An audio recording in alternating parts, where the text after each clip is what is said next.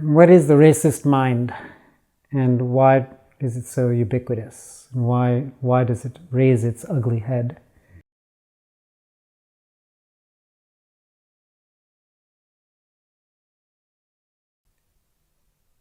From a social perspective, maybe evolutionary perspective, maybe it has to do with resources. Believing, accurate or not, that there's not enough resources. And then protection, and then clearly defining in-group, out-group, and having a very powerful set of beliefs that drive behavior to shun, or to harm, or to expel the outgroup. There's something that's an oversimplification of defining, classifying people to preserve and people to get rid of. It's a very convenient mental trick. But compassion and equanimity, appreciation for the common shared humanity, is really about including all beings and understanding that there is a reason why what happens to any other human being or even animal actually reflects on my well-being. But racism,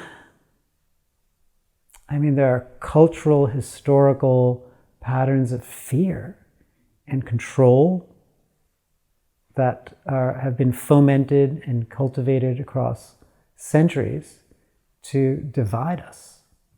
And that's a very ugly trick, political trick, and social maneuver. The biological drive and psychological forces and political forces are pretty powerful. I think we can begin to train younger and younger minds and to appreciate difference. And in fact, if you think about it now, there's much more mixture of people of different races and cultures in most big cities all over the planet, which is very different from the way it was in the past, right? There was much more isolation of cultures.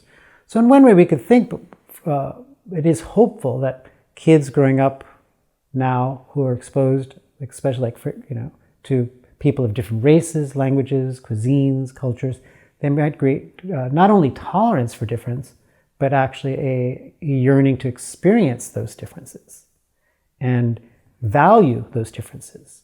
But that takes more and more education and exposure and scaffolding appreciation. What immediately comes to mind, and it's very much from a Buddhist perspective, is that the way things appear is not necessarily the way things actually exist. Whereas like rats and rodents are very highly driven by their olfaction, smell, and have huge parts of the brain dedicated to that, we humans are very visual, and our visual perception of others powerfully influences many other systems in the brain. So one thing would be to go, wow, regardless of how things appear to my eyes, to my mind, what's behind that? So almost like the mask. And understanding that behind the mask, there's a human being that's actually quite similar to me, biologically, socially, historically, spiritually. And then another really amazing experiment would be, what would it be like for us to wake up in the morning and have a different color of skin or a different body shape, and then walk down the street and see how people treat us? In fact, that would be an amazing experiment in cultivating compassion for others by actually literally approximating being in their own shoes, skin color, clothing, covering, and seeing how people treat you. I've actually often thought about doing that, like in the streets, as an experiment.